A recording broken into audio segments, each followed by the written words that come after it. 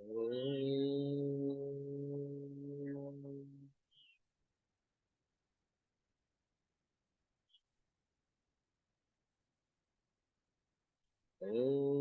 सहना भवतु सहनौ भुनक्तु सह वीर्यं करवावहै तेजस्विनावधेतमस्तु मा विद्विषावहै। ॐ शान्ति शान्ति शान्तिः। हरिः ॐ श्रीगुरुभ्यो नमः। हरिः ॐ।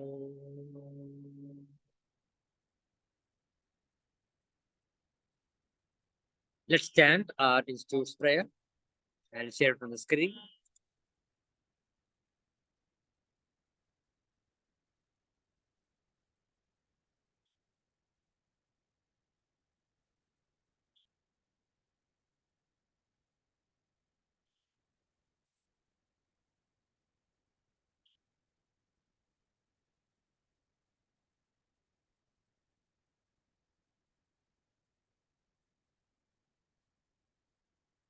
Let's chant it together.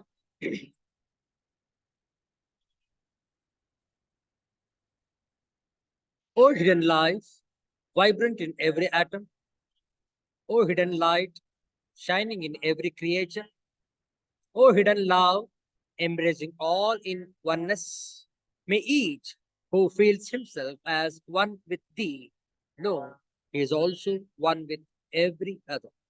Om Shanti Shanti Shanti.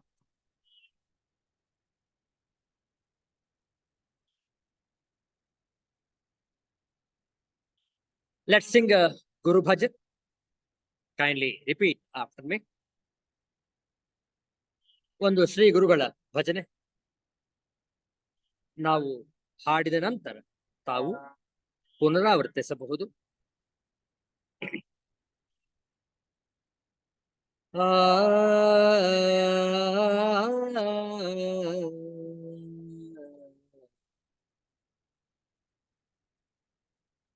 तो है अनाथ बंधु करुणा सिंधु,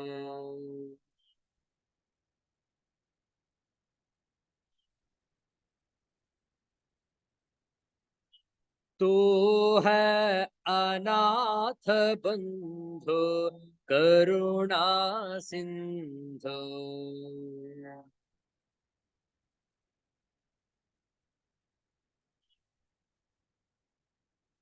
ओम गुरुदेव जय गुरुदेव।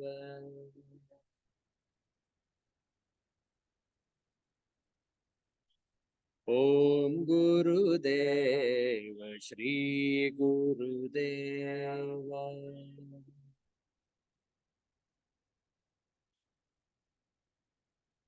दुख और दर्द दूर करो,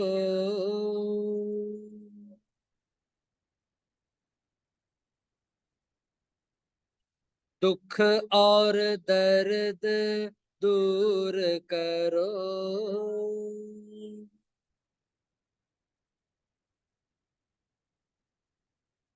सुख के कारण दुख का निवारण,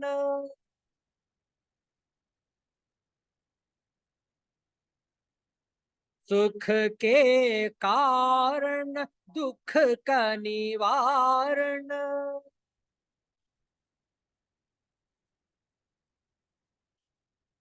मैं क्या जानू तेरी महिमा,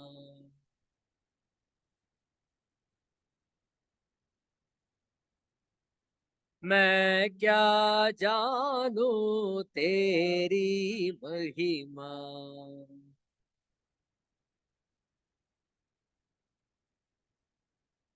माया में आवे सब ही अंधेरा,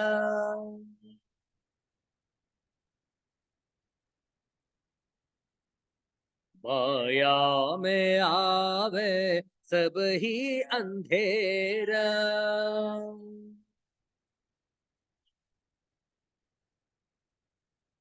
तू है अनाथ बंधु करुणा सिंधु।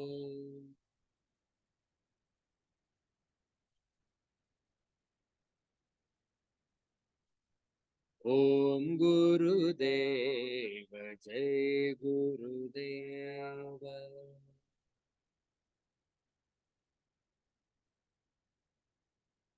ओम गुरुदेव श्री गुरुदेव।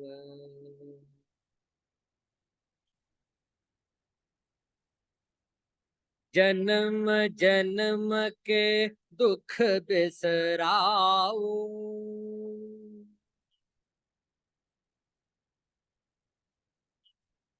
जन्म जन्म के दुख बिसराओ।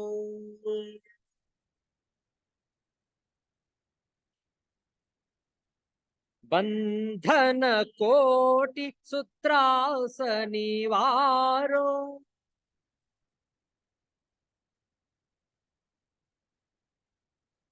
बंधन कोटि सूत्रास निवारो।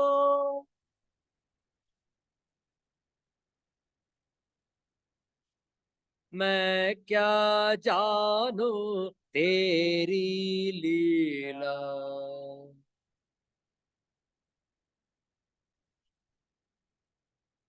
मैं क्या जानू तेरी लीला।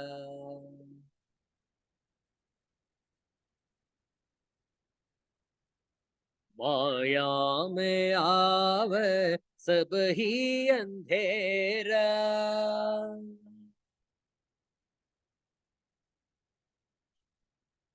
माया में आवे सब ही अंधेरा।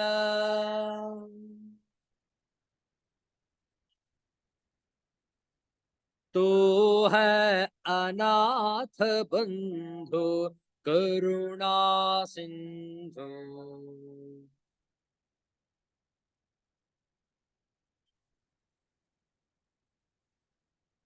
ओम गुरुदेव जय गुरुदेव।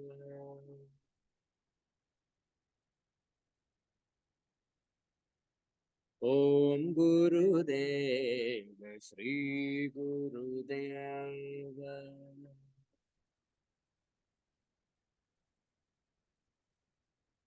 ओम गुरुदेव जय गुरुदेव।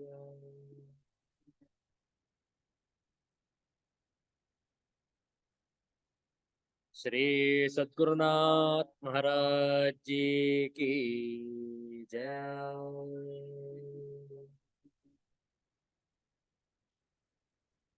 दिगंबरा दिगंबरा श्रीपाद वल्लभ दिगंबर, दिगंबरा दिगंबरा श्रीपाद वल्लभ दिगंबर, दिगंबरा दिगंबरा श्रीपाद वल्लभ दिगंबरा।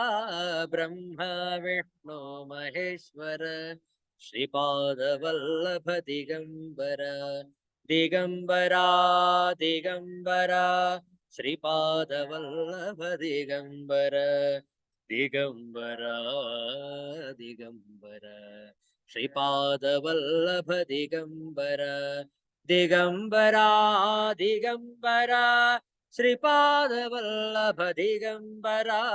ब्रह्मा विष्णु महेश्वर श्रीपाद वल्लभ दिगंबर, दिगंबरा दिगंबरा श्रीपाद वल्लभ दिगंबर, दिगंबरा दिगंबरा श्रीपाद वल्लभ दिगंबर, दिगंबरा दिगंबरा श्रीपाद वल्लभ दिगंबरा। ब्रह्मा विष्णु महेश्वर श्रीपाद वल्लभ दिगंबर, श्रीपाद वल्लभ दिगंबर, श्रीपादवल्लभ दिगंबर सिद्धांत अवधूत चिंतन श्री गुरुदेव दत्त। जय जय रघुवीर समर्थ। ಶ್ರೀಮದ್ಭಗವದ್ಗೀತೆಯ ಪಾರಾಯಣ ಚತುರ್ಥೋಧ್ಯಾಯ. ತಮ್ಮ ಶ್ರೇಷ್ಠವಾದ ಪವಿತ್ರವಾದ ಗ್ರಂಥಗಳನ್ನು ಮುಂದಿಟ್ಟುಕೊಳ್ಳಿ ಶ್ರೀಮದ್ಭಗವದ್ಗೀತೆಯ 4ನೇ ಅಧ್ಯಾಯದ 21ನೇ ಶ್ಲೋಕವನ್ನು ತೆರೆದಿಡಿ. 21ರಿಂದ 31 ಶ್ಲೋಕದವರೆಗೆ ಪಾರಾಯಣ. We shall chant Srimad Bhagavad Gita verses 4th chapter starting from the 21st shloka up to the 31st shloka. Let's chant this together. ಒಟ್ಟಿಗೆ ಹೇಳೋಣ. ಓಂ ಶ್ರೀ ಪರಮಾತ್ಮನೇ ನಮಃ. ಅಥ ಚತುರ್ಥೋಧ್ಯಾಯಃ ಜ್ಞಾನಕರ್ಮ ಸನ್ಯಾಸಯೋಗಃ. ಶ್ರೀಭಗವಾನುವಾಚ ನಿರಾಶೀರ್ಯತ ಚಿತ್ತಾತ್ಮಾ ತ್ಯಕ್ತ ಸರ್ವಪರಿಗ್ರಹಃ ಶಾರೀರಂ ಕೇವಲಂ ಕರ್ಮ ಕುರ್ವನ್ನಾಪ್ನೋತಿ ಕಿಲ್ಬಿಷಂ. ಯದೃಚ್ಛಾಲೋಭಸಂತುಷ್ಟಃ ದ್ವಂದ್ವಾತೀತೋ ವಿಮತ್ಸರಃ ಸಮಸಿದ್ಧಾವಸಿದ್ಧೋ ಚ ಕೃತ್ವಾಪಿ ನ ನಿಬಧ್ಯತೆ. ಗತಸಂಗಸ್ಯ ಮುಕ್ತಸ್ಯ ಜ್ಞಾನಾವಸ್ಥಿತಚೇತಸಃ ಯಜ್ಞಾಯಾಚರತಃ ಕರ್ಮ ಸಮಗ್ರಂ ಪ್ರವಿಲೀಯತೆ. ಬ್ರಹ್ಮಾರ್ಪಣಂ ಬ್ರಹ್ಮಹವಿಃ ಬ್ರಹ್ಮಾಗ್ನೋ ಬ್ರಹ್ಮಣಾಹುತಂ ಬ್ರಹ್ಮೈವ ತೇನ ಗಂತವ್ಯಂ ಬ್ರಹ್ಮಕರ್ಮ ಸಮಾಧಿನಾ. ದೈವಮೇವಾಪರೇ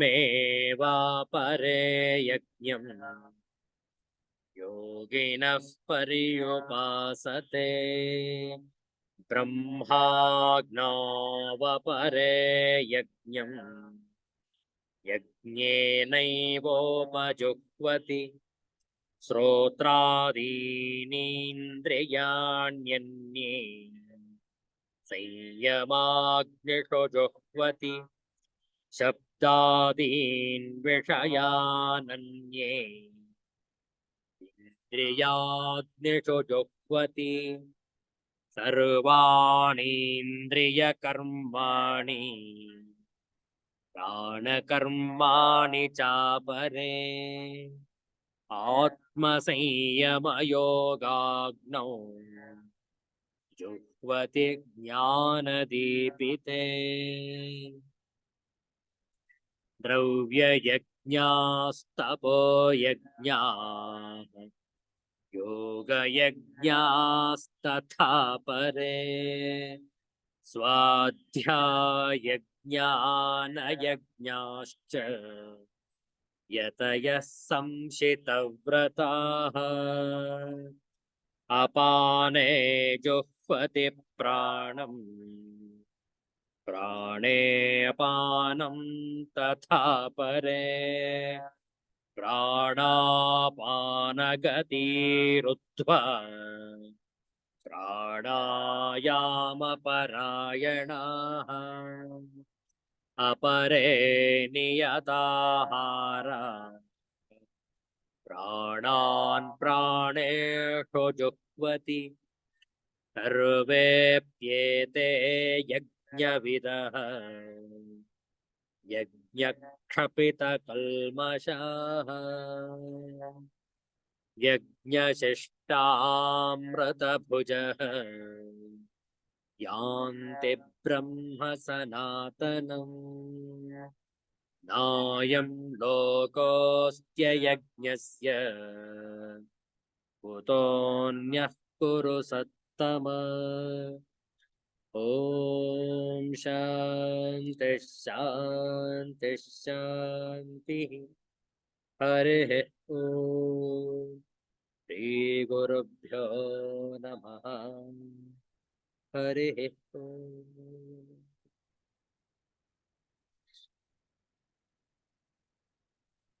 ಚತುರ್ಥೋಧ್ಯಾಯದಲ್ಲಿ ಅನೇಕ ಯಜ್ಞದ ಆಚರಣೆಯನ್ನು ವಿಚಾರ ಮಾಡ್ತಾ ಬಂದಿದ್ದೇವೆ. ಕೊನೆಯಲ್ಲಿ ಭಗವಂತನ ನಲ್ನುಡಿ ಅರ್ಥ ಮಾಡಿಕೊಳ್ಳಿ.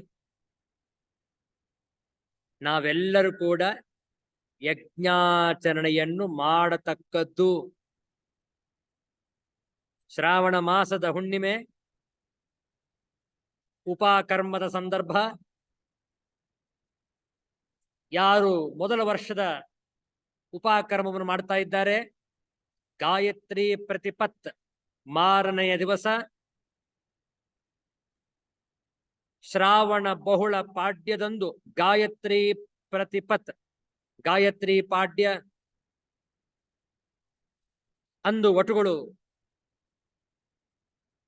ಅಗ್ನಿ ಕಾರ್ಯವನ್ನು ಮಾಡಿ ಪ್ರಾರಂಭದಲ್ಲಿ ಸವಿತ್ರಿ ದೇವತೆಗೆ ಅರ್ಘ್ಯವನ್ನು ಕೊಟ್ಟು ಗಾಯತ್ರಿ ಮಹಾಮಂತ್ರದ ಜಪವನ್ನು ಮಾಡಿ ಅಗ್ನಿ ಕಾರ್ಯವನ್ನು ಮಾಡತಕ್ಕದ್ದು ಯಜ್ಞ ಕಾರ್ಯವದು.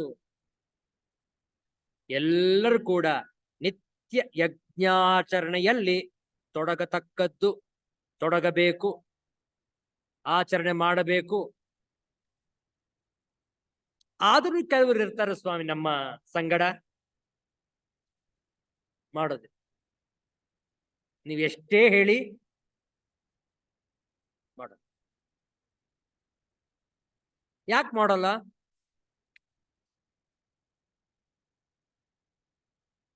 ಒಂದೇ ಕಾರಣ, ಇನ್ನೇನಿಲ್ಲ. ಯಾಕೆ ಮಾಡಲ್ಲ ಅವರು?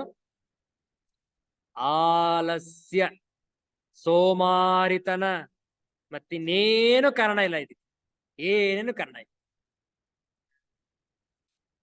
ನಮ್ಮ ಸಂಸ್ಕೃತಿಯನ್ನು ಅರ್ಥ ಮಾಡಿಕೊಳ್ಳಲು ಅಶಕ್ಯರು.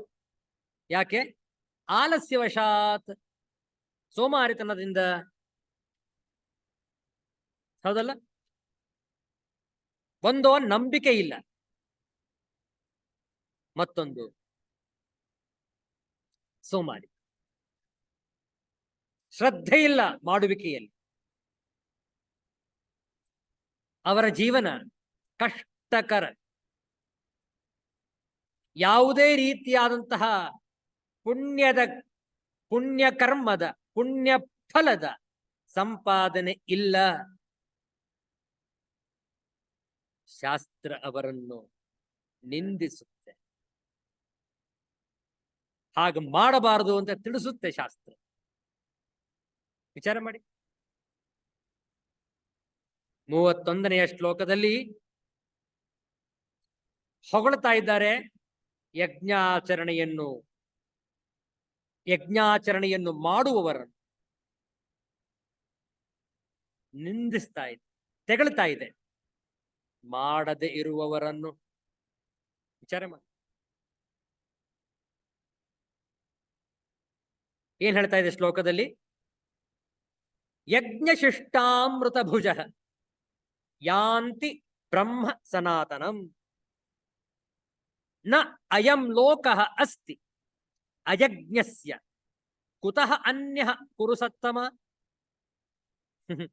ಹೇ ಅರ್ಜುನ, ಹೇ ಕುರುಸತ್ತಮ, ಹೇ ಕುರುಶ್ರೇಷ್ಠನಾದ ಅರ್ಜುನನೇ, ಯಜ್ಞಶಿಷ್ಟಾಮೃತ ಭುಜ, ಯಜ್ಞದಲ್ಲಿ ಉಳಿದ ಶಿಷ್ಟ ಶೇಷವಾದ ಅಮೃತ ಭುಜ, ಅಮೃತವನ್ನು ಅನುಭವಿಸುವಂತಹ ಸಾಧಕರು, ಯೋಗಿಗಳು ಸನಾತನಂ ಬ್ರಹ್ಮ ಯಾಂತಿ, ಸನಾತನನಾದ ಪರಬ್ರಹ್ಮ ಪರಮಾತ್ಮನನ್ನು ಹೊಂದುತ್ತಾರೆ. ಅಯಜ್ಞಸ್ಯ ಅಯಂ ಲೋಕಃ ನ ಅಸ್ತಿ ಅನ್ಯಃ ಕುತಃ. ಅಯಜ್ಞಸ್ಯ, ಯಾರು ಯಜ್ಞವನ್ನು ಮಾಡದೆ ಇರುವರೋ ಅಂತಹ ಪುರುಷರಿಗೆ ಅಯಂ ಲೋಕಃ ನಾಸ್ತಿ, ಈ ಮನುಷ್ಯ ಲೋಕವೂ ಸಹ ಸುಖದಾಯಕವಿಲ್ಲ. ಹೌದಲ್ಲ? ಈ ಮನುಷ್ಯ ಜನ್ಮದಲ್ಲೂ ಕೂಡ ಅವರು ಸಂತೋಷವನ್ನು ಅನುಭವಿಸುವುದಿಲ್ಲ. ಅನ್ಯಃ ಕುತಃ, ಇನ್ನು ಪರಲೋಕ ಹೇಗೆ ಸುಖದಾಯಕವಾಗಬಲ್ಲುದು? ವಿಚಾರ ಮಾಡಿ. ಅರ್ಥ ಏನು ಅಂದ್ರೆ, ಯಜ್ಞಾಚರಣೆಯನ್ನು ಮಾಡುವವರಿಗೆ ಸುಖ. ಯಾರು ಯಜ್ಞಾಚರಣೆಯನ್ನು ಮಾಡದೆ ಕೇವಲ ತಮ್ಮ ಹೊಟ್ಟೆ ಹೊರೆದುಕೊಂಡು, ಕೇವಲ ತಮ್ಮ ಸ್ವಾರ್ಥದ ಸಾಧನೆ ಮಾಡಿಕೊಂಡು, ತಮ್ಮ ಭೋಗಕ್ಕಾಗಿ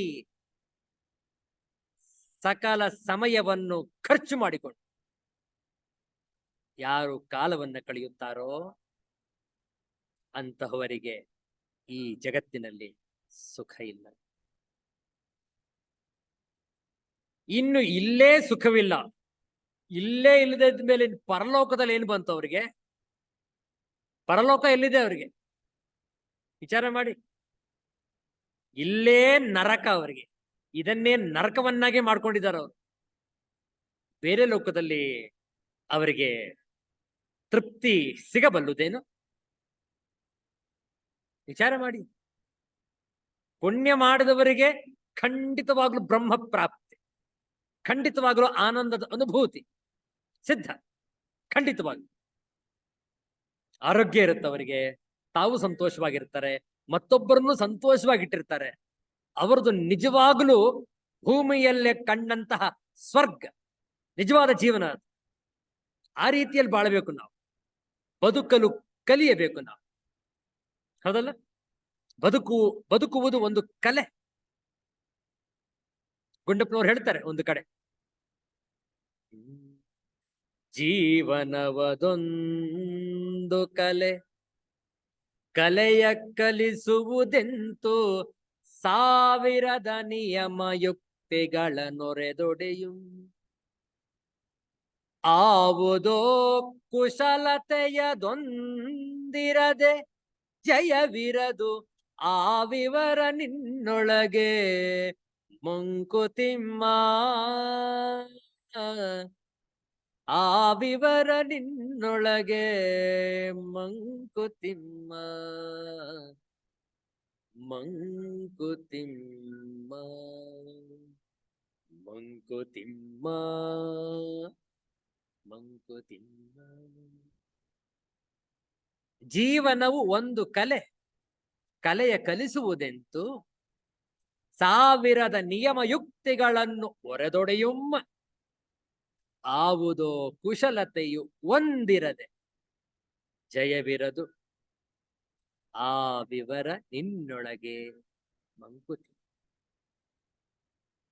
ಎಲ್ಲ ನಿನ್ನಲ್ಲೇ ಇದೆಯಪ್ಪ, ಶೋಧಿಸ್ಕೊಳ್ಬೇಕು ಅಷ್ಟೇ ನೀನು. ಹೌದಲ್ಲ?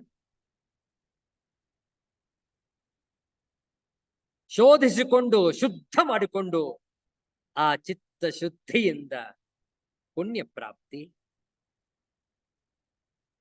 ವಿಚಾರ ಮಾಡಿ. ನಮ್ಮ ಸುತ್ತಮುತ್ತ ಜನರಿದ್ದಾರೆ, ಎಲ್ಲ ಬಗೆಯ ಜನರಿದ್ದಾರೆ. ಹೌದಲ್ಲ? ಸುಳ್ಳು ಹೇಳುವವರು, ವಂಚನೆ ಮಾಡುವವರು, ಕಳ್ಳತನ, ಕಪಟತನ, ಕೊಲೆ, ಸುಲಿಗೆ, ಲೂಟಿ ಮಾಡುವವರು, ಪುಣ್ಯ ಕರ್ಮಗಳನ್ನು ಮಾಡುವವರು ಇದ್ದಾರೆ. ಧ್ಯಾನ ಮಾಡುವವರು, ಯೋಗ ಮಾಡುವವರು, ಆಸನಗಳನ್ನು ಹಾಕುವವರು, ಭಜನೆ, ಕೀರ್ತನೆ, ಪೂಜೆ ಮಾಡುವವರೂ ನಮ್ಮ ಜೊತೆಗಿದ್ದಾರೆ. ಹೌದಲ್ಲ? ವಿಚಾರ ಮಾಡಿ. ಯಜ್ಞಾಚರಣೆಯನ್ನು ಯಾರು ಮಾಡುವುದಿಲ್ಲ ಅವರಿಗೆ ಇಲ್ಲೂ ಸುಖವಿಲ್ಲ, ಪರದಲ್ಲೂ ಸುಖವಿಲ್ಲ. ಬಸವಣ್ಣವ್ರು ಹೇಳ್ತಾರಲ್ಲ, ಇಲ್ಲಿ ಸಲ್ಲುವವರು ಅಲ್ಲಿಯೂ ಸಲ್ಲುವರಯ್ಯ, ಇಲ್ಲಿ ಸಲ್ಲದವರು ಅಲ್ಲಿಯೂ ಸಲ್ಲರಲಯ್ಯ, ಅಲ್ಲಿಯೂ ಸಲ್ಲರಯ್ಯ. ಅಲ್ಲಿಗೂ ಅವರಿಗೆ ಯೋಗ್ಯತೆ ಇಲ್ಲ, ಇಲ್ಲಿ ಬಾಳುವುದಕ್ಕೂ ಯೋಗ್ಯತೆ ಪಡ್ಕೊಂಡಿರಲಿಲ್ಲ. ಇನ್ ಅಲ್ಲಿಗೆ ಯೋಗ್ಯತೆ ಸಿಗಲು ಸಾಧ್ಯವೇನು? ವಿಚಾರ ಮಾಡಿ. ಏನಿದು ಯಜ್ಞಶಿಷ್ಟ ಅಮೃತ ಭುಜ ಅಂದ್ರೆ ಅರ್ಥ ಏನು? ಆಚಾರ್ಯ ಶಂಕರರು ಬಹಳ ಸುಂದರವಾಗಿ ಬರೀತಾರೆ ಭಾಷ್ಯವನ್ನು ನೋಡಿ. ಯಜ್ಞಶಿಷ್ಟಾಮೃತ ಭುಜ ಯಜ್ಞಾನಾಂ ಶಿಷ್ಟಂ ಯಜ್ಞಶಿಷ್ಟಂ. ಯಜ್ಞಶಿಷ್ಟಾಮೃತ ಭುಜ ಎಂಬಲ್ಲಿ ಯಜ್ಞಗಳಲ್ಲಿ ಉಳಿದದ್ದು ಯಜ್ಞಶಿಷ್ಟವು. ಯಜ್ಞಶಿಷ್ಟಂಚ ತತ್ ಅಮೃತಂಚ ಯಜ್ಞಶಿಷ್ಟಾಮೃತಂ ತತ್ ಭುಂಜತೆ ಇತಿ ಯಜ್ಞಶಿಷ್ಟಾಮೃತ ಭುಜ. ಯಜ್ಞಶಿಷ್ಟವಾದ ಅಮೃತವಿದೆಯಲ್ಲ, ಅದನ್ನು ಭೋಜನ ಮಾಡುವವರು ಯಜ್ಞಶಿಷ್ಟಾಮೃತ ಭುಜರು. ಯಥೋಕ್ತಾನ್ ಯಜ್ಞಾನ್ ಕೃತ್ವ ತಚ್ಚಿಷ್ಟೇನ ಕಾಲೇನ ಯಥಾವಿಧಿ ಚೋದಿತಂ ಅನ್ನಂ ಅಮೃತಾಕ್ಷಂ ಭುಂಜತೆ ಏತೆ ಯಜ್ಞಶಿಷ್ಟಾಮೃತ ಭುಜ. ಮೇಲೆ ಹೇಳಿರುವಂಥ ಯಜ್ಞಗಳನ್ನು ಮಾಡಿ ಅದನ್ನುಳಿದ ಕಾಲದಲ್ಲಿ ಶಾಸ್ತ್ರ ವಿಧಿಯಲ್ಲಿ ಹೇಳಿರುವಂತೆ ಅಮೃತವೆಂಬ ಅನ್ನವನ್ನು ಯಾರು ಭೋಜನ ಮಾಡುತ್ತಿರುವರೋ ಆ ಯಜ್ಞಶಿಷ್ಟಾಮೃತ ಭುಜರಾದ ಜನರು ಸನಾತನವಾದ ಅನಾದಿ ಇಂದಿರುವ ಬ್ರಹ್ಮವನ್ನು ಪಡೆಯುತ್ತಾರೆ. ಯಾಂತಿ ಗಚ್ಚಂತಿ ಬ್ರಹ್ಮ ಸನಾತನಂ ಚಿರಂತ. ಮುಮುಕ್ಷುವಶ್ಚೇತ್, ಮುಮುಕ್ಷುಗಳಾಗಿದ್ದರೆ ಅಂದ್ರೇನು? ಇಲ್ಲದಿದ್ದರೆ ಆಯಾ ಯಜ್ಞದ ಯೋಗ್ಯತೆಗೆ ತಕ್ಕಂತೆ ಬೇರೆ ಬೇರೆಯ ಫಲಗಳು ಆಗುವು. ಅವರು ಮುಮುಕ್ಷುಗಳಾಗದಿದ್ರೆ ಆ ಯಜ್ಞಕ್ಕೆ ಏನು ಫಲ ಇದೆಯೋ ಅಷ್ಟು ಮಾತ್ರ ಸಿಗುತ್ತೆ ಅವರಿಗೆ. ಆದ್ರೆ ಮುಮುಕ್ಷುಗಳೂ ಆಗಿದ್ದು ಯಜ್ಞಶಿಷ್ಟಾಮೃತ ಭುಜರಾದರೆ ಅವರಿಗೆ ಬ್ರಹ್ಮ ಪ್ರಾಪ್ತಿ. ಅಂದ್ರೆ ಏನು ಗೊತ್ತುಂಟಾ? ಈ ಯಜ್ಞ ಆಚರಣೆಯನ್ನು ಮಾಡುವಾಗ ಕೆಲವೊಂದು ದಾನಗಳನ್ನು ಮಾಡಬೇಕಾಗತ್ತೆ. ತನ್ನದಲ್ಲ ಅಂತ ಹೇಳಿ ಇತರರಿಗೆ ಅದನ್ನು ಹಂಚಬೇಕಾಗತ್ತೆ. ಹಂಚಿದ ನಂತರ ಸ್ವಲ್ಪ ಅವನಿಗೋಸ್ಕರ ಉಳಿದಿರುತ್ತೆ ಕೆಲವೊಂದು, ಅಷ್ಟು ಮಾತ್ರ ಆತ ಸೇವನೆ ಮಾಡಬೇಕು. ಎಲ್ಲರಿಗೂ ಕೊಟ್ಟು ತಾನು ಉಣ್ಣುವುದು ಅಮೃತಕ್ಕೆ ಸಮಾನ. ನೋಡಿ ಎಷ್ಟು ಚೆನ್ನಾಗಿ ಹೇಳ್ತಾರೆ ಶಾಸ್ತ್ರದಲ್ಲಿ. ಎಲ್ಲರ ಜೊತೆ ಹಂಚಿ ಬಾಳಬೇಕು ಅನ್ನುವಂಥದ್ದು ಶಾಸ್ತ್ರದ ಅಭಿಮತ. ಸ್ವಾರ್ಥಿಗಳಾಗಬಾರದು ನಾವು. ನಾನಾಯ್ತು, ನನ್ನ ಕುಟುಂಬ ಆಯಿತು, ನನ್ನ ಮನೆ ಆಯಿತು, ನನ್ನ ಊಟವಾಯಿತು, ನನ್ನ ಸಂಪಾದನೆ ಆಯಿತು, ಅಷ್ಟು ಮಾತ್ರವಲ್ಲ, ಸಮಾಜವನ್ನು ನೋಡಬೇಕು, ನಮ್ಮ ರಾಜ್ಯವನ್ನು ನೋಡಬೇಕು, ರಾಷ್ಟ್ರವನ್ನು ನೋಡಬೇಕು, ವಿಶ್ವದ ಒಳಿತಿಗಾಗಿ ದುಡಿಯಬೇಕು. ಅದು ಸ್ವಾಮಿ ಅಮೃತ. ಆ ಉಳಿದಿರುವಂಥದ್ದನ್ನು ನಾವು ಸೇವನೆ ಮಾಡಬೇಕು, ಎಲ್ಲರಿಗೂ ಹಂಚಬೇಕು, ಉಳಿದದ್ದನ್ನು ನಾನು ತೆಗೆದುಕೊಳ್ಳಬೇಕು. ಅದನ್ನ ಇಲ್ಲಿ ಯಜ್ಞಶಿಷ್ಟಾಮೃತ ಭುಜ ಅಂತ ಹೇಳಿರೋದು. ಕಾಲಾತಿಕ್ರಮಾಪೇಕ್ಷೆಯ ಇತಿ ಸಾಮರ್ಥ್ಯಾದ ಗಮ್ಯತೆ. ಕಾಲಕ್ರಮವನ್ನು ಅನುಸರಿಸಿ ಬ್ರಹ್ಮವನ್ನು ಪಡೆಯುತ್ತಾರೆ ಎಂದು ಯುಕ್ತಿ ಸಾಮರ್ಥ್ಯದಿಂದ ನಿಶ್ಚಯಿಸಬೇಕು.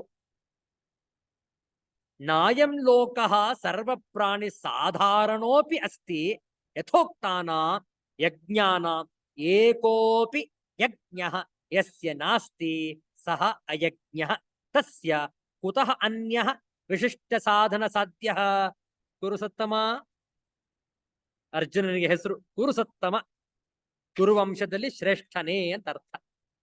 ಕುರುಸತ್ತ ಹೇಳ್ತಾರೆ, ನೋಡಪ್ಪ ಹೇ ಅರ್ಜುನ, ಹೇ ಕುರುಶ್ರೇಷ್ಠನೇ, ಈ ಮೇಲೆ ಹೇಳಿರುವ ಯಜ್ಞಗಳಲ್ಲಿ ಒಂದು ಯಾವಾತನಿಗೆ ಇಲ್ಲವೋ ಅವನು ಅಯಜ್ಞನು.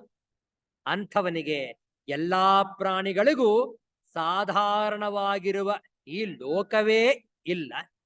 ವಿಶೇಷವಾದ ಸಾಧನವನ್ನು ಮಾಡಿ ಪಡೆಯಬೇಕಾಗಿರುವ ಮತ್ತೊಂದು ಲೋಕ ಎಲ್ಲಿ ಬಂತು? ಇದು ಬಹಳ ಬಹಳ ಸೂಕ್ಷ್ಮವಾಗಿರುವಂತಹ ವಿಚಾರ. ಹೌದಲ್ಲ? ಕಳೆದ ಬಾರಿ ಯಾರೋ ಪ್ರಶ್ನೆ ಮಾಡಿದ್ರು ಇದ್ರ ಬಗ್ಗೆ.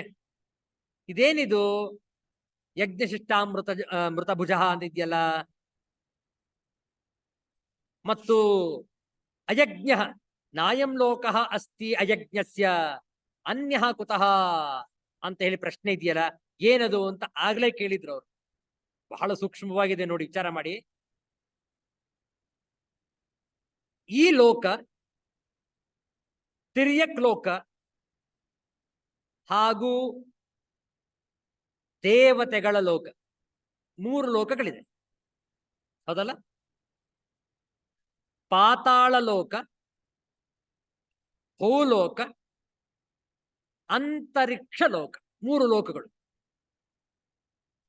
ಪಾತಾಳ ಲೋಕದಲ್ಲಿ ಯಾರು ಹುಡ್ತಾರೆ? ತಿರ್ಯಕ್ ಯೋನಿಗಳ ಜಂತುವಿನ ಹಾಗೆ, ಹುಳುಗಳ ಹಾಗೆ, ಪ್ರಾಣಿಗಳ ಹಾಗೆ, ಕ್ರಿಮಿ ಕೀಟಗಳ ಹಾಗೆ ಯಾರು ಹುಡ್ತಾರೆ ಹೇಳಿ? ಯಾರು ಪುಣ್ಯ ಮಿಶ್ರಣವಿಲ್ಲದ ಪಾಪ ಅಂದ್ರೇನು? ಪುಣ್ಯವೇ ಮಾಡುವುದಿಲ್ಲ ಅವರು. ಕೇವಲ ಪಾಪದ ಕಂಟು, ಪಾಪದ ರಾಶಿಗಳ ಕರ್ಮಗಳನ್ನೇ ಮಾಡುವವರು, ಮಾಡುತ್ತಿರುವವರು, ಮಾಡಿದವರು. ಏನಾಗತ್ತೆ ಅವರಿಗೆ? ತಿರ್ಯಕ್ ಪ್ರಾಣಿಗಳ ಜನ್ಮವೇ ಮುಂತಾದ ಅಧೋಲೋಕದ ಪ್ರಾಪ್ತಿಯವರಿಗೆ. ನೋಡಿ, ಕಿಂಚಿತ್ತೂ ಪುಣ್ಯ ಮಾಡಿಲ್ಲ ಸ್ವಾಮಿ, ಕಿಂಚಿತ್ತೂ ಪುಣ್ಯ ಮಾಡಿ. ಮಾತಾಡಿದ್ರೆ ಪಾಪ, ಮಾತಾಡಿದ್ರೆ ಸುಳ್ಳು, ಕ್ರಿಯೆ ಮಾಡಿದ್ರೆ ವಂಚನೆ, ಕಪಟ, ದ್ವೇಷ, ಅಸೂಯೆ, ಯಾವುದು ಮಾಡಬಾರದು ಅದನ್ನೇ ಮಾಡ್ತಾ ಇದ್ದಾರೆ ಅವರು. ಕಿಂಚಿತ್ತೂ ಪುಣ್ಯವಿಲ್ಲ ಅಂತಹವರು ತಿರ್ಯಕ್ ಜನ್ಮ, ಅಧೋಲೋಕದ ಪ್ರಾಪ್ತಿಯವರಿಗೆ. ಇಲ್ಲಿ ಹೇಳ್ತಾ ಇರೋದನ್ನು ಆಚಾರ್ಯ ಶಂಕರರು, ಸಾಧಾರಣವಾಗಿರುವ ಈ ಮನುಷ್ಯ ಲೋಕವೇ ಅವರಿಗಿಲ್ಲ. ಯಾರಿಗೆ? ಅಯಜ್ಞರಿಗೆ. ಯಜ್ಞವನ್ನು, ಯಜ್ಞದ ಆಚರಣೆಯನ್ನು ಮಾಡದೇ ಇರುವವರಿಗೆ. ಈ ಮನುಷ್ಯ ಲೋಕವೇ. ಮನುಷ್ಯರಾಗಿ ಹುಟ್ಟಿದ್ರೂ ಕೂಡ ಮನುಷ್ಯರಾಗೆ ಬಾಳ್ತಾ ಇಲ್ಲ ಅವರು. ವಿಚಾರ ಮಾಡಿ. ಯಾರು ಮನುಷ್ಯರಾಗಿ ಹುಡ್ತಾರೆ ಹೇಳಿ? ಪುಣ್ಯ ಪಾಪ ಮಿಶ್ರಣವಿರುವವರು ಮನುಷ್ಯ ಲೋಕದಲ್ಲೇ ಹುಟ್ಟದು. ವಿಚಾರ ಮಾಡಿ. ನಾವು ನೀವು ಯಾವುದೋ ಪಾಪ ಕಾರ್ಯಗಳನ್ನು ಮಾಡಿದ್ದೇವೆ, ಅನೇಕ ದುಃಖಗಳನ್ನು ಅನುಭವಿಸ್ತೇವೆ. ಶಾರೀರಿಕ ದುಃಖ, ಮಾನಸಿಕ ದುಃಖ ಇತ್ಯಾದಿ. ಕೆಲವೊಮ್ಮೆ ಶರೀರ ಚೆನ್ನಾಗೇ ಇರುತ್ತೆ, ಆರೋಗ್ಯವಾಗೇ ಇರ್ತೇವೆ, ಮನಸ್ಸಿನಲ್ಲಿ ಸಂಕಟ, ಯಾವುದೋ ಒಂದು ರೀತಿಯಾದಂತಹ ನೋವು, ಮನಸ್ಸಿನಲ್ಲಿ ಆಗುವಂತಹ ನೋವು ಮತ್ತೊಬ್ಬರಿಗೆ ಹೇಳಲಿಕ್ಕೆ ಆಗೋದಿಲ್ಲ. ಒಬ್ಬರೇ ಕುಳಿತುಕೊಂಡು ಕೊರಗುವಂಥದ್ದು. ಯಾಕೆ? ಯಾವುದೋ ಪಾಪ ಕಾರ್ಯದ ಫಲ. ಮತ್ತೊಮ್ಮೆ ಯಾವುದೋ ಒಂದು ರೀತಿಯಾದಂತಹ ಸುಂದರವಾದ ಘಟನೆ, ನಮಗೂ ಸಂತೋಷ, ಇತರರಿಗೂ ಸಂತೋಷ, ಒಂದು ರೀತಿಯಾದಂತಹ ಹರ್ಷೋಲ್ಲಾಸದ ಪ್ರಸಂಗ. ಯಾಕೆ ಸ್ವಾಮಿ?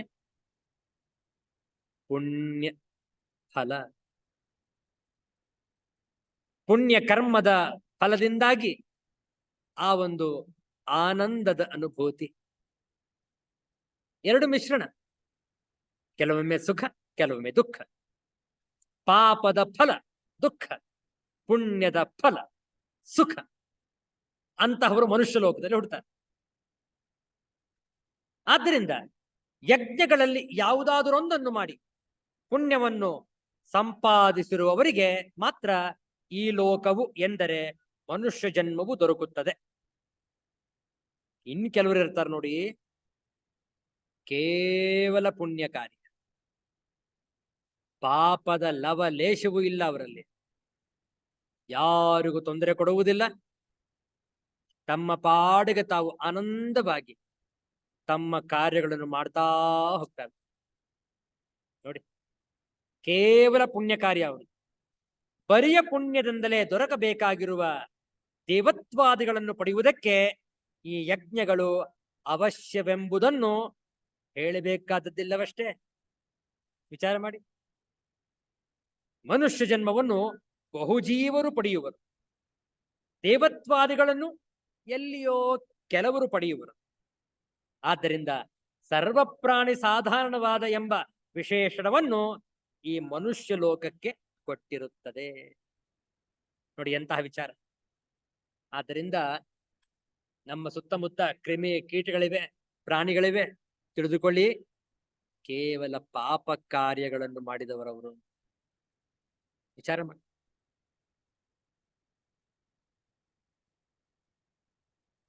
ಪಾಪ ಪುಣ್ಯ ಮಿಶ್ರಣವಾದಂತಹ ಜೀವನ ಮನುಷ್ಯ ಲೋಕ. ಕೇವಲ ಪುಣ್ಯ ಕಾರ್ಯ, ಪಾಪದ ಲವಲೇಶದ ಅಂಟೂ ಇಲ್ಲ. ಅವರು ದೇವಲೋಕದಲ್ಲಿ ರಾರಾಜಿಸುವರು, ವಿರಾಜಿಸುವರು. ವಿಚಾರ ಮಾಡಿ. ಆದ್ದರಿಂದ ಯಜ್ಞ ಕಾರ್ಯಗಳನ್ನು ಮಾಡಿ, ನಿಮ್ಮ ನಿಮ್ಮ ಕರ್ತವ್ಯ ಕರ್ಮಗಳನ್ನು ನಿಷ್ಠೆಯಿಂದ ಮಾಡಿ, ಪ್ರಾಮಾಣಿಕವಾಗಿ ಮಾಡಿ, ಬದ್ಧತೆಯಿಂದ ಮಾಡಿ. ಯಾಕೆ? ನಾವು ದೈವತ್ವವನ್ನು ಹೊಂದಬೇಕು. ಹೌದಲ್ಲ? ಮನುಷ್ಯರಾಗಿ ಹುಟ್ಟಿದ್ದೇವೆ, ಕೇವಲ ಮನುಷ್ಯರಾಗೆ ಸಾಯಬಾರದು. ಮನುಷ್ಯರಾಗಿ ಹುಟ್ಟಿ ದೇವಮಾನವನಾಗಬೇಕು, ಆತನೇ ದೇವರಾಗಬೇಕು, ಆ ಮಟ್ಟಕ್ಕೆ ಹೋಗಬೇಕು. ಖಂಡಿತ ಸಾಧ್ಯ ಇದೆ. ಆಗಲ್ಲ ಅಂತ ತಲೆ ಅಲ್ಲಾಡಿಸ್ಬೇಡಿ. ಖಂಡಿತ ಸಾಧ್ಯ ಇದೆ. ಎಲ್ಲರಿಗೂ ಅದೇ ಸಮಯ, ಅದೇ ಕಾಲದ ಗತಿ, ಅದೇ ಗಾಳಿ, ಅದೇ ನೀರು, ಅದೇ ಭೂಮಿ, ಅದೇ ಆಕಾಶ. ನಾವು ಹೇಗೆ ಬಳಸ್ಕೊಳ್ತೇವೆ ಅನ್ನೋದ್ರ ಮೇಲೆ ವ್ಯತ್ಯಾಸವಾಗುತ್ತೆ. ಹೌದಲ್ಲ? ಇಷ್ಟು ಯಜ್ಞಗಳನ್ನ ಅಪ್ಪಣೆ ಕೊಡಿಸಿದ ನಂತರ ನೋಡೋಣ ಈಗ ಮತ್ತೆ ಏನು ಹೇಳೋದಿದೆ ಭಗವದ್ಗೀತೆಯಲ್ಲಿ. ಏವಂ ಯಥೋಕ್ತಾನ್ ಯಜ್ಞ ನಿರ್ವರ್ತ್ಯ, ಹೀಗೆ ಮೇಲೆ ಹೇಳಿರುವ ಯಜ್ಞಗಳನ್ನು ಮಾಡಿ ಆ ಒಂದು ಅಮೃತ ಸಮಾನವಾದಂತಹ ಯಜ್ಞ ಶಿಷ್ಟವನ್ನು ಹೊಂದಿಸಿ ಪುಣ್ಯ ಕರ್ಮಗಳನ್ನು ಮಾಡ್ತಾ ಆತ ಬ್ರಹ್ಮ ಪ್ರಾಪ್ತಿಯನ್ನು ಮಾಡಿಕೊಳ್ಳಬಹುದು. ಹೀಗೆ ಅನೇಕ ಯಜ್ಞಗಳಿವೆ ಅಂತ ಹೇಳಿ ಇದರ ಉಪಸಂಹಾರವನ್ನ ಮಾಡ್ತಾ ಇದ್ದಾರೆ. ಈಗ 32ನೇ ಶ್ಲೋಕ 2 ಬಾರಿ ಪಾರಾಯಣವನ್ನು ಮಾಡೋಣ, ಇಲ್ಲ ಒಟ್ಟಿಗೆ ಮಾಡೋಣ. 32ನೇ ಶ್ಲೋಕ. ಏವಂ ಬಹುವಿಧ ಯಜ್ಞಾಃ ವಿತತಾ ಬ್ರಹ್ಮಣೋ ಮುಖೇ ಕರ್ಮಜಾನ್ ವಿದ್ಧಿತಾನ್ ಸರ್ವಾನ್ ಏವಂ ಜ್ಞಾತ್ವಾ ವಿಮೋಕ್ಷ್ಯಸೇ. ಏವಂ ಬಹುವಿಧ ಯಜ್ಞಾಃ, ಕ್ಷಮಿಸಿ, ಏವಂ ಬಹುವಿಧ ಯಜ್ಞಾಃ ವಿತತಾ ಬ್ರಹ್ಮಣೋ ಮುಖೇ ಕರ್ಮಜಾನ್ ವಿದ್ಧಿತಾನ್ ಸರ್ವಾನ್ ಏವಂ ಜ್ಞಾತ್ವಾ ವಿಮೋಕ್ಷ್ಯಸೇ.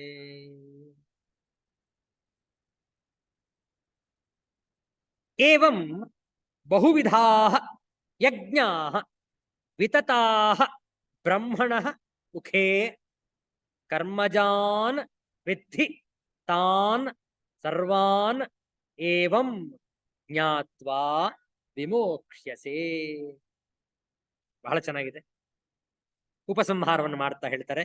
ಏವಂ, ಈ ಪ್ರಕಾರವಾಗಿ, ಇನ್ನೂ ಬಹುವಿಧಾಃ ಯಜ್ಞಾಃ, ಇನ್ನೂ ಅನೇಕ ವಿಧವಾದ ಯಜ್ಞಗಳು ಬ್ರಹ್ಮಣಃ ಮುಖೆ, ವೇದವಾಣಿಯಲ್ಲಿ ವಿತತಾಃ ವಿಸ್ತಾರವಾಗಿ ಹೇಳಲಾಗಿವೆ. ತಾನ್ ಸರ್ವಾನ್ ಕರ್ಮಜಾನ್ ವಿದ್ಧಿ, ಆ ಎಲ್ಲವನ್ನೂ ನೀನು ಕರ್ಮಜಾನ್, ಮನಸ್ಸು, ಇಂದ್ರಿಯ ಮತ್ತು ಶಾರೀರಿಕ ಕ್ರಿಯೆಗಳ ಮೂಲಕ ನಡೆಯುವುದು ಎಂದು ವಿದ್ಧಿ, ತಿಳಿ. ಏವಂ ಜ್ಞಾತ್ವಾ, ಈ ಪ್ರಕಾರವಾಗಿ ತತ್ವದಿಂದ ತಿಳಿದು ಅವುಗಳ ಅನುಷ್ಠಾನದ ಮೂಲಕ ನೀನು ವಿಮೋಕ್ಷಸೆ, ಕರ್ಮ ಬಂಧನದಿಂದ ಸರ್ವಥಾ ಮುಕ್ತನಾಗುವೆ. ತಾತ್ಪರ್ಯ ನೋಡಿ. ಹೀಗೆ ಇನ್ನೂ ಅನೇಕ ವಿಧವಾದ ಯಜ್ಞಗಳನ್ನು ವೇದವಾಣಿಯಲ್ಲಿ ವಿಸ್ತಾರವಾಗಿ ಹೇಳಲಾಗಿವೆ. ಅವೆಲ್ಲವುಗಳು ಮನಸ್ಸು, ಇಂದ್ರಿಯಗಳು ಮತ್ತು ಶರೀರ ಇವುಗಳ ಕ್ರಿಯೆಗಳಿಂದ ನಡೆಯುವುದೆಂದು ನೀನು ತಿಳಿ. ಈ ವಿಧವಾಗಿ ತತ್ವದಿಂದ ತಿಳಿದು ಅವುಗಳನ್ನು ಅನುಷ್ಠಾನ ಮಾಡಿದರೆ ನೀನು ಕರ್ಮ ಬಂಧನದಿಂದ ಸರ್ವಥಾ ಮುಕ್ತನಾಗುವೆ. ನೋಡಿ ಎಷ್ಟು ಸುಂದರವಾಗಿದೆ. ಈ ಯಜ್ಞ ಕಾರ್ಯಗಳನ್ನು ಇನ್ನು ಅನೇಕ ಇವೆ. ಶಾಸ್ತ್ರದಲ್ಲಿ ಅನೇಕ ವಿಧವಾಗಿ ಹೇಳಲ್ಪಟ್ಟಿವೆ.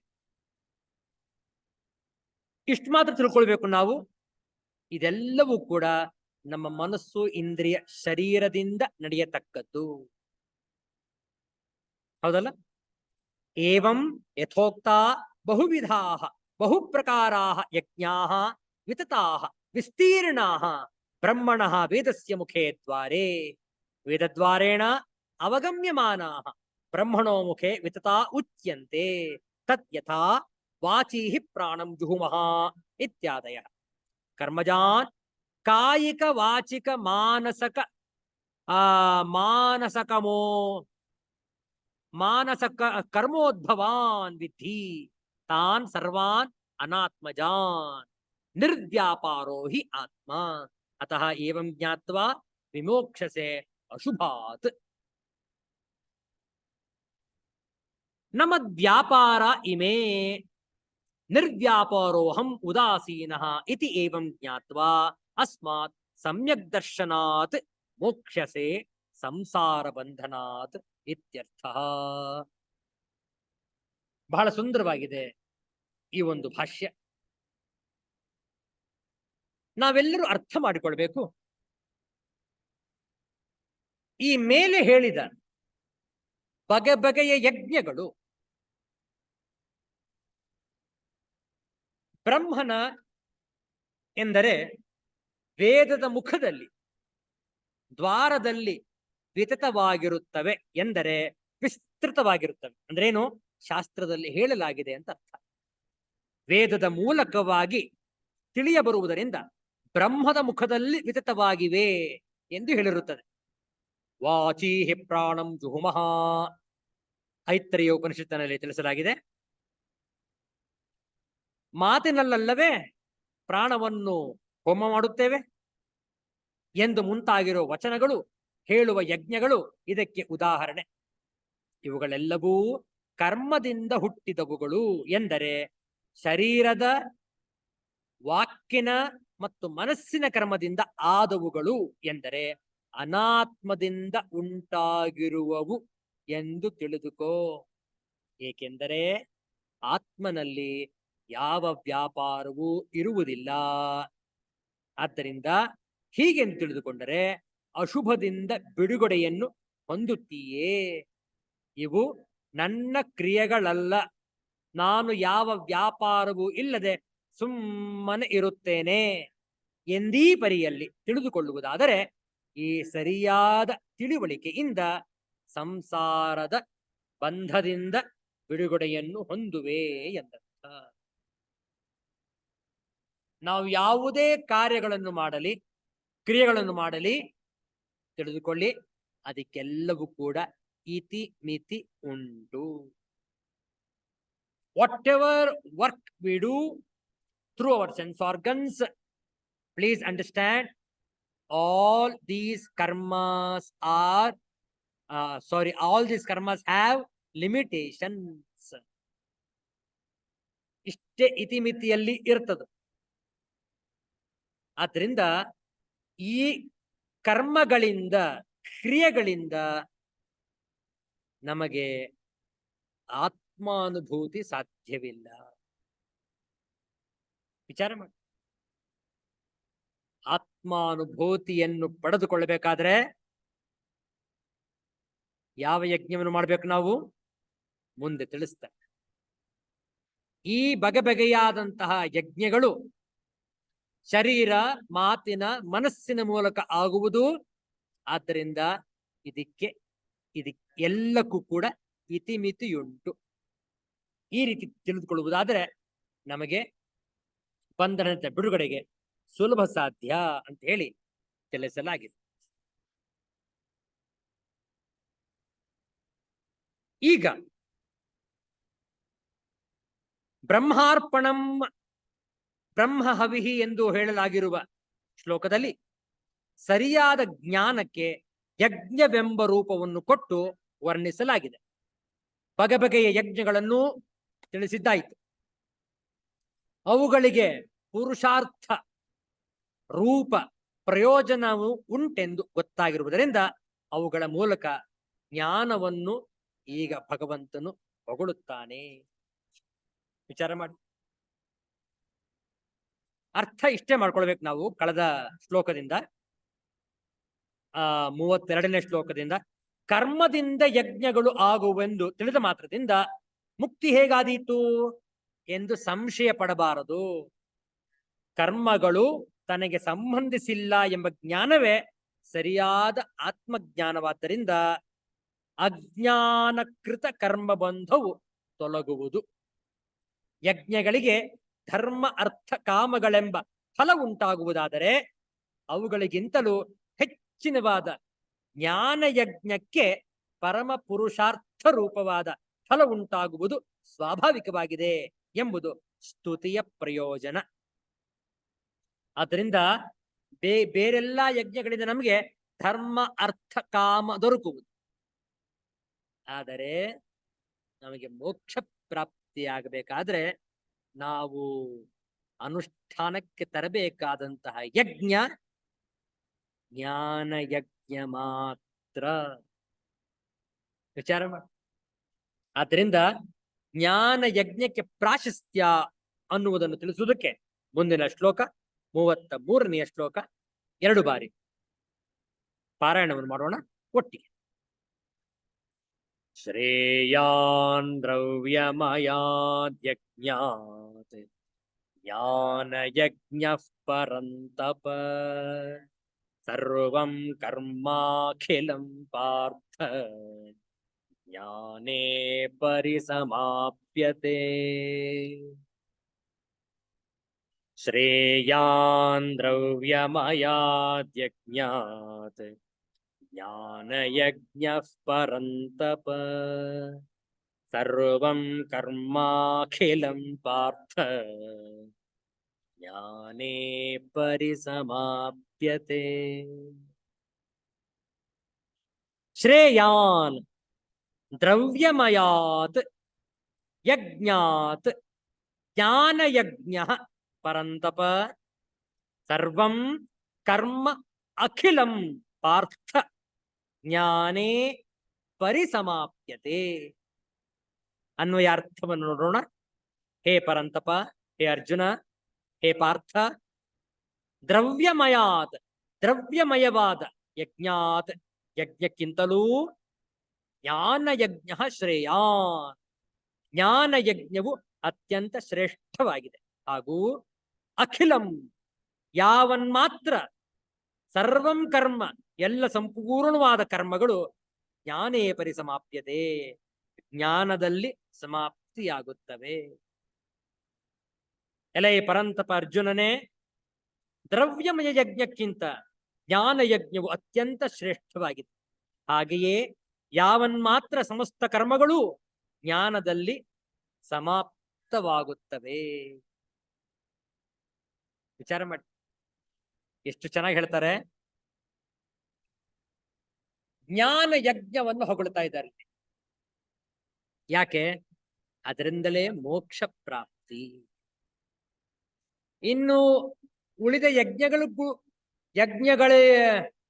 ಯಜ್ಞಗಳಲ್ಲೂ ಕೂಡ ಫಲ ಉಂಟು. ಆದರೆ ಅದಕ್ಕೆ ಅದರದೇ ಆದಂತಹ ಫಲ ಉಂಟು. ಮೋಕ್ಷ ಪ್ರಾಪ್ತಿ ಇಲ್ಲ. ಮೋಕ್ಷ ಪ್ರಾಪ್ತಿಯಾಗಬೇಕಾದ್ರೆ, ಮುಕ್ತಿಯನ್ನು ಗಳಿಸಿಕೊಳ್ಬೇಕಾದ್ರೆ ಜ್ಞಾನ ಯಜ್ಞದ ಆಚರಣೆ ಬಹಳ ಮುಖ್ಯ. ಭಾಷ್ಯವನ್ನು ನೋಡೋಣ. ಶ್ರೇಯಾನ್ ದ್ರವ್ಯಮಯಾತ್ ದ್ರವ್ಯ ಸಾಧನ ಸಾಧ್ಯಾತ್ ಯಜ್ಞಾತ್ ಜ್ಞಾನ ಯಜ್ಞ ಹೇ ಪರಂತಪ. ಎಲೈ ಪರಂತಪನೇ, ದ್ರವ್ಯಮಯವಾದ ಯಜ್ಞಕ್ಕಿಂತ ಎಂದರೆ ದ್ರವ್ಯವೆಂಬ ಸಾಧನದಿಂದ ಆಗುವ ಯಜ್ಞಕ್ಕಿಂತ ಜ್ಞಾನಯಜ್ಞವು ಹೆಚ್ಚು ಒಳ್ಳೆಯದು. ದ್ರವ್ಯಮಯೋ ಹಿ ಯಜ್ಞ ಫಲಸ್ಯ ಆರಂಭಕಃ, ಜ್ಞಾನಯಜ್ಞ ನ ಫಲಾರಂಭಕಃ. ನೋಡಿ ಆಚಾರ್ಯ ಶಂಕರರು ಎಷ್ಟು ಸ್ಪಷ್ಟಪಡಿಸ್ತಾ ಇದ್ದಾರೆ. ಏಕೆಂದ್ರೆ ದ್ರವ್ಯಮಯವಾದ ಯಜ್ಞವು ಫಲವನ್ನು ಉಂಟು ಮಾಡುತ್ತದೆ, ಜ್ಞಾನ ಯಜ್ಞವು ಫಲಕ್ಕೆ ಕಾರಣವಾಗಿರುವುದಿಲ್ಲ. ವಿಚಾರ ಮಾಡಿ, ಜನ್ಮಾಂತರ ಲೋಕಾಂತರ ರೂಪವಾದ ಫಲವಿಲ್ಲ ಜ್ಞಾನ ಯಜ್ಞಕ್ಕೆ, ಅದು ತಾನೇ ಫಲವಾಗಿರುತ್ತದೆ. ಜ್ಞಾನ ಯಜ್ಞದ ಆಚರಣೆಯೇ ಫಲ, ಅದಕ್ಕೆ ಬೇರೆ ಇನ್ಯಾವ ಫಲ ಇಲ್ಲ. ಜನ್ಮಾಂತರದಾಗಲಿ ಲೋಕಾಂತರದ್ದಾಗಲಿ ಆ ಜ್ಞಾನ ಯಜ್ಞಕ್ಕೆ ಫಲ ಇಲ್ಲ. ಆ ಜ್ಞಾನ ಯಜ್ಞದ ಆಚರಣೆಯೇ ಫಲ ಎಂಬುದನ್ನು ಇದು ತಿಳಿಸ್ತಾ ಇದೆ. ಆದ್ದರಿಂದ ಅತಃ ಶ್ರೇಯಾನ್ ಪ್ರಶಸ್ತ್ಯತರಃ ಕಥಂ ಯತಃ ಸರ್ವಂ ಕರ್ಮ ಸಮಸ್ತಂ ಅಖಿಲಂ ಅಪ್ರತಿಬದ್ಧಂ ಹೇ ಪಾರ್ಥ ಜ್ಞಾನೇ ಮೋಕ್ಷ ಸಾಧನೆ ಸರ್ವತಃ ಸಂಪ್ಲುತೋದಕ ಸ್ಥಾನೀಯೇ ಪರಿಸಮಾಪ್ಯತೆ ಅಂತರ್ಭವತಿ ಇತ್ಯರ್ಥಃ. ಆದ್ದರಿಂದ ಜ್ಞಾನಯಜ್ಞ ಹೆಚ್ಚು ಒಳ್ಳೆಯದು, ಹೆಚ್ಚು ಹೊಗಳತಕ್ಕದ್ದು. ಕಥಂ, ಅದು ಹೇಗೆ ಎಂದ್ರೆ ಆಚಾರ್ಯ ಶಂಕರ ಹೇಳ್ತಾರೆ, ಏಕೆಂದ್ರೆ ಸರ್ವಕರ್ಮವೂ ಎಲ್ಲಾ ಕರ್ಮವೂ ಅಖಿಲವಾಗಿ ಎಂದರೆ ಯಾವ ಅಡ್ಡಿಯೂ ಇಲ್ಲದೆ ಹೇ ಪಾರ್ಥನೆ ಮೋಕ್ಷ ಸಾಧನವಾದ ಜ್ಞಾನದಲ್ಲಿ ಎಲ್ಲೆಲ್ಲಿಯೂ ನೀರು ತುಂಬಿರುವ ಜಲಾಶಯದಂತಿರುವ ಜ್ಞಾನದಲ್ಲಿ ಕೊನೆಗಾಣುತ್ತದೆ. ಹೌದಲ್ಲ, ಅದರೊಳಗೆ ಅಡಕವಾಗುತ್ತದೆ ಎಂದರ್ಥ. ಯಥಾ ಕೃತಾಯ ವಿಜಿತಾಯಾಧರೇಯಾಃ ಸಂಯಂತ್ಯೇವಮೇನಂ ಸರ್ವಂ ತದಭಿಸಮೇತಿ ಯತ್ಕಿಂಚ ಪ್ರಜಾಃ ಸಾಧು ಕುರ್ವಂತಿ ಯಸ್ತದ್ವೇದ ಯತ್ಸ ವೇದ ಇತಿ ಶ್ರುತೇಃ. ಛಾಂದೋಗ್ಯ ಉಪನಿಷತ್ತಿನ ವಾಕ್ಯವನ್ನು ಆಚಾರ್ಯ ಶಂಕರರು ಇಲ್ಲಿ ಕೊಡ್ತಾ ಇದ್ದಾರೆ. ಹೇಳ್ತಾರೆ, ಹೇಗೆ ಕೃತ ಎಂಬ ಲೆತ್ತವನ್ನು ಗೆದ್ದುಕೊಂಡವನಿಗೆ ಕೆಳಗಿನ ಲೆತ್ತದ ಗರಗಳು ಸೇರಿಕೊಂಡು ಹೋಗುವವೋ, ಹಾಗೆ ಪ್ರಜೆಗಳು ಮಾಡುವ ಪುಣ್ಯವೆಲ್ಲ ಆ ರೈಕ್ವನು ಅರಿತಿರುವುದನ್ನು ಅರಿತುಕೊಂಡವನಿಗೆ ಸೇರಿ ಹೋಗುವುದು ಎಂಬ ಶ್ರುತಿಯು ಇದಕ್ಕೆ ಪ್ರಮಾಣವು. ತುಂಬಾ ಸುಲಭ, ಇಷ್ಟು ಮಾತ್ರ ತಿಳ್ಕೊಳ್ಳೋಣ. ನಾವು ಜ್ಞಾನ ಯಜ್ಞದ ಆಚರಣೆಯನ್ನು ಮಾಡುವುದಾದರೆ ಅಲ್ಲಿ ಎಲ್ಲಾ ಫಲಗಳು ಸೇರಿಕೊಂಡಿರುತ್ತೆ. ಸತ್ಯಂ ಜ್ಞಾನಮನಂತಂ ಬ್ರಹ್ಮ ಯೋ ವೇದ ನಿಹಿತಂ ಗುಹಾಯಾಂ ಪರಮೇ ವ್ಯೋಮನ್ ಸೋಷ್ಣುತೆ ಸರ್ವಾನ್ ಕಾಮಾನ್ ಸಹ ಸಹ ಅಶ್ನುತೆ ಸರ್ವಾನ್ ಕಾಮಾನ್ ಸಹ. ಶ್ರುತಿ ಹೇಳ್ತಾ ಇದೆ ನೋಡಿ, ಆತ ಎಲ್ಲವನ್ನೂ ಕೂಡ ಪಡೆದುಕೊಂಡ್ಬಿಡ್ತಾನೆ. ಜ್ಞಾನ ಯಜ್ಞದ ಆಚರಣೆ ಮಾಡುವವನಿಗೆ ಯಾವುದೇ ಕೊರತೆ ಕಾಣುವುದಿಲ್ಲ, ಅವನಿಗೆ ಎಲ್ಲ ಫಲಗಳು ಪ್ರಾಪ್ತಿಯಾಗತ್ತೆ, ಬ್ರಹ್ಮನ ಅನುಭೂತಿಯನ್ನು ಪಡೆದುಕೊಳ್ತಾನ ಆತ. ಆದ್ರಿಂದ ಎಲ್ಲರೂ ಕೂಡ ಜ್ಞಾನ ಯಜ್ಞದ ಆಚರಣೆಯನ್ನು ಮಾಡತಕ್ಕದ್ದು ಅಂತ ತಿಳಿಸಿ ಮುಂದಿನ ಶ್ಲೋಕದಲ್ಲಿ ಹೇಳ್ತಾ ಇದ್ದಾರೆ. ಜ್ಞಾನಕ್ಕೆ ಸಾಧನ ಮತ್ತು ಫಲ ಇದನ್ನು ತಿಳಿಸ್ತಾ ಇದ್ದಾರೆ. ತದೇತತ್ ವಿಶಿಷ್ಟಂ ಜ್ಞಾನಂ ತರ್ಹಿ ಕೇನ ಪ್ರಾಪ್ಯತೆ ಇತಿ ಉಚ್ಯತೆ. ಹಾಗಾದರೆ ಆ ಇಂಥ ವಿಶೇಷ ರೂಪವಾದ ಜ್ಞಾನವು ಏತರಿಂದ ದೊರಕುವುದು ಎಂದರೆ ಮುಂದಿನ ಶ್ಲೋಕದಲ್ಲಿ ಈ ಪ್ರಶ್ನೆಗೆ ಉತ್ತರವಿದೆ. ಯಾವ ಪ್ರಶ್ನೆ? ಜ್ಞಾನವು ಏತರಿಂದ ದೊರಕುವುದು, ಜ್ಞಾನವು ಹೇಗೆ ಸಂಪಾದಿಸಿಕೊಳ್ಳಬಹುದು ಅನ್ನುವಂತಹ ಪ್ರಶ್ನೆಗೆ ಉತ್ತರ 34ನೆಯ ಶ್ಲೋಕ. 2 ಬಾರಿ ಪಾರಾಯಣ ಮಾಡೋಣ. ತದ್ವಿಧಿ ಪ್ರಣಿಪಾತೇನ ಪರಿಪ್ರಶ್ನೇನ ಸೇವಯ उपदेक्षन्ति ते ज्ञानम् ज्ञानिनस्तत्त्वदर्शिनः तद्विद्धिः प्रणिपातेन परिप्रश्नेन सेवया उपदेक्षन्ति ते ज्ञानम् ज्ञानिनस्तत्त्वदर्शिनः. ಪ್ರಶ್ನೆ ಏನಿತ್ತು? ಜ್ಞಾನವನ್ನು ಹೇಗೆ ಸಂಪಾದಿಸಿಕೊಳ್ಳಬಹುದು? ಇದು ಪ್ರಶ್ನೆ.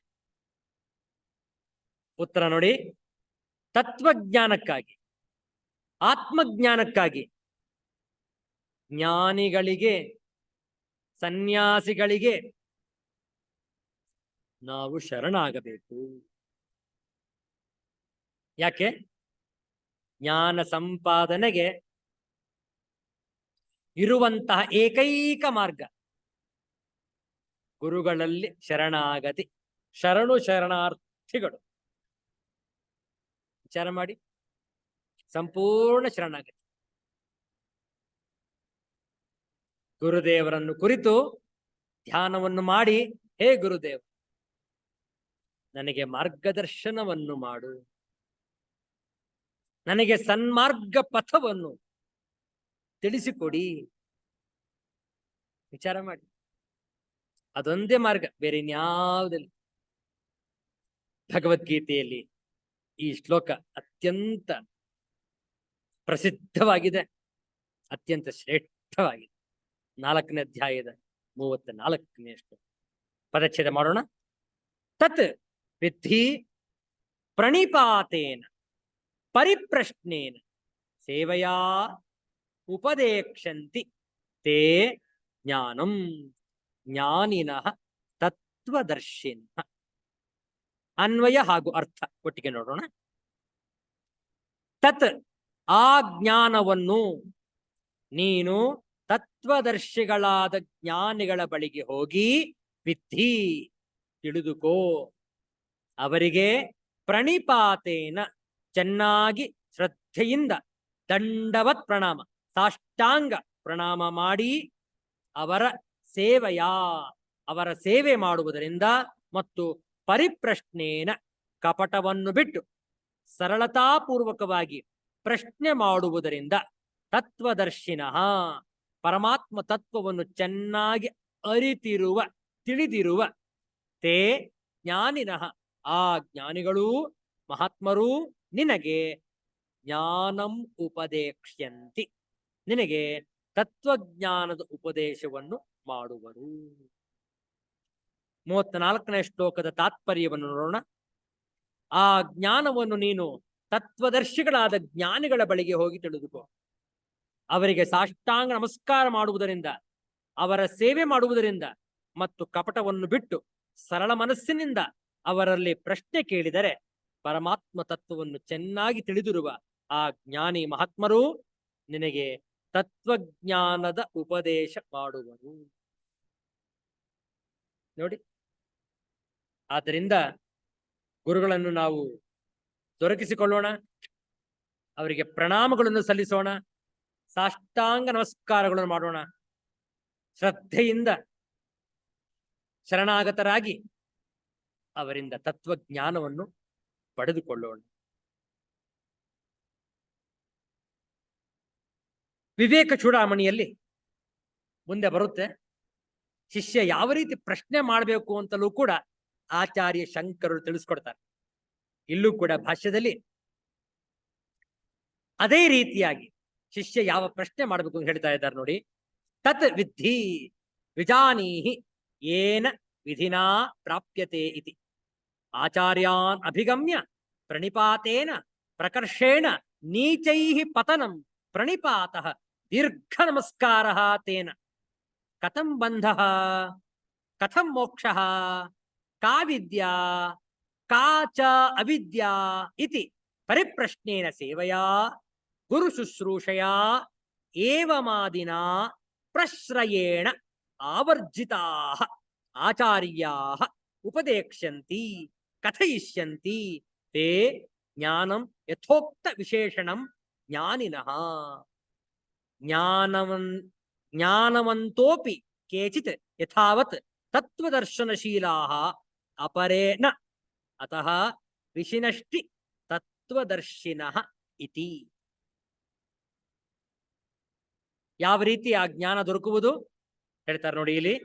ಆಚಾರ್ಯರ ಬಳಿಗೆ ಹೋಗಿ ಪ್ರಣಿಪಾತ ಮಾಡುವುದರಿಂದಲೂ, ಪ್ರಣಿಪಾತವೆಂದರೆ ಪೂರ ಕೆಳಗೆ ಅಡ್ಡ ಬೀಳುವುದು.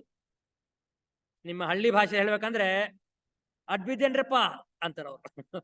ಅಡ್ಡ ಬಿದ್ದೇರಲ್ಲ ಅವರು, ಸುಮ್ಮನೆ ನಿಂತ್ಕೊಂಡೇ ಹೇಳ್ತಾರ ಅಡ್ಡ ಬಿದ್ದೆ ಕಣ್ರಿ ಅಲ್ಲ, ಸುಮ್ಮನೆ ಬಾಯಲ್ಲಿ ಹೇಳೋದಲ್ಲ. ಸಾಷ್ಟಾಂಗ ನಮಸ್ಕಾರ, ಅಡ್ಡ ಬೀಳಬೇಕು ಎಂದರೆ ಉದ್ದಕ್ಕೆ ನಮಸ್ಕರಿಸುವುದು. ಆ ನಮಸ್ಕಾರದಿಂದಲೂ ಪರಿಪ್ರಶ್ನೆಯಿಂದಲೂ ಎಂದರೆ ಬಂಧವು ಹೇಗಾಯಿತು, ಮೋಕ್ಷವು ಹೇಗಾದೀತು, ವಿದ್ಯೆ ಎಂದರೆ ಯಾವುದು, ಅವಿದ್ಯೆ ಎಂದರೆ ಯಾವುದು ಎಂದು ಕೇಳುವುದರಿಂದಲೂ, ಸೇವೆಯಿಂದಲೂ ಎಂದರೆ ಗುರು ಶುಶ್ರೂಷೆಯಿಂದಲೂ ಇದೇ ಮುಂತಾದ ಸಾಧನದಿಂದ ಜ್ಞಾನವನ್ನು ತಿಳಿದುಕೊಳ್ಳತಕ್ಕದ್ದು. ವಿನಯದಿಂದ ಅವರನ್ನು ಸ್ವಾಧೀನ ಪಡಿಸಿಕೊಂಡರೆ, ಸ್ವಾಧೀನ ಅಂದ್ರೆ ಅರ್ಥ ಏನಿಲ್ಲ, ಗುರುಗಳ ಪ್ರೇಮವನ್ನು ಸಂಪಾದಿಸಿಕೊಂಡರೆ ಎಂದರ್ಥ. ಜ್ಞಾನಿಗಳು ಸ್ವಭಾವದಿಂದಲೇ ಎಲ್ಲರನ್ನು ಪ್ರೀತಿಸುವರಾದರೂ ಯಾರು ಜ್ಞಾನವನ್ನು ಬಯಸುವರೋ, ಯಾರು ಜ್ಞಾನಕ್ಕೆ ತಕ್ಕವರೋ ಅಂಥ ಶಿಷ್ಯರಲ್ಲಿ ಅವರಿಗೆ ಪ್ರೇಮ ಮತ್ತಷ್ಟು ಹೆಚ್ಚಿರುತ್ತೆ. ಆದ್ದರಿಂದ ಗುರುಗಳ ಪ್ರೇಮವನ್ನು ಸಂಪಾದಿಸಿಕೊಂಡು ಆ ಜ್ಞಾನಿಗಳಾದ ಆಚಾರ್ಯರು ಮೇಲೆ ಹೇಳಿದ ವಿಶೇಷಣಗಳುಳ್ಳ ಜ್ಞಾನವನ್ನು ನಿನಗೆ ಹೇಳಿಕೊಡುವರು. ಜ್ಞಾನಿಗಳಾದರೂ ತತ್ವವನ್ನು ಇದ್ದದ್ದು ಇದ್ದ ಹಾಗೆ ಕಂಡುಕೊಳ್ಳುವುದರಲ್ಲಿಯೇ ಕೆಲವರು ನಿರತರಾಗಿರುವರು, ಮತ್ತೆ ಕೆಲವರು ಹಾಗಲ್ಲ. ಆದ್ದರಿಂದ ತತ್ವದರ್ಶಿಗಳಾದ ಜ್ಞಾನಿಗಳಿಗೆ ವಿಶೇಷಣವನ್ನು ಭಗವಂತನು ಸೇರಿಸಿರುತ್ತಾನೆ. ಮುಂದಿನ ಶ್ಲೋಕ ಬಹಳ ಚೆನ್ನಾಗಿದೆ, ಅದರ ಸಮಯ ಆಗಿದೆ ಅಲ್ಲ, ಆದ್ದರಿಂದ ಮುಂದಿನ ಶ್ಲೋಕದ ವಿಚಾರಗಳನ್ನು ನಾವು ಮತ್ತೆ ನಾಳೆ ದಿವಸ ಸಂಜೆ ಭೇಟಿಯಾದಾಗ ಮುಂದುವರಿಸೋಣ. ಶಾಂತಿ ಮಂತ್ರ.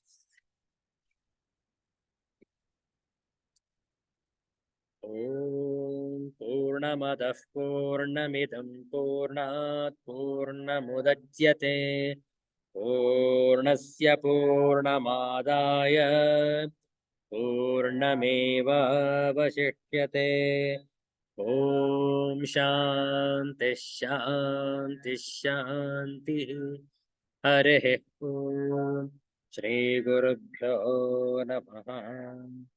ಹರಿಃ ಓಂ. ಪುನಃ ನಾಳೆ ಸಂಜೆ ಭೇಟಿಯಾಗೋಣ 7 ಗಂಟೆಗೆ ಸರಿಯಾಗಿ. ಎಲ್ಲರಿಗೂ ಒಳಿತಾಗಲಿ, ಎಲ್ಲರಿಗೂ ಶುಭವಾಗಲಿ. ಜೈ ಶ್ರೀ ಗುರುದೇವ ದತ್ತ.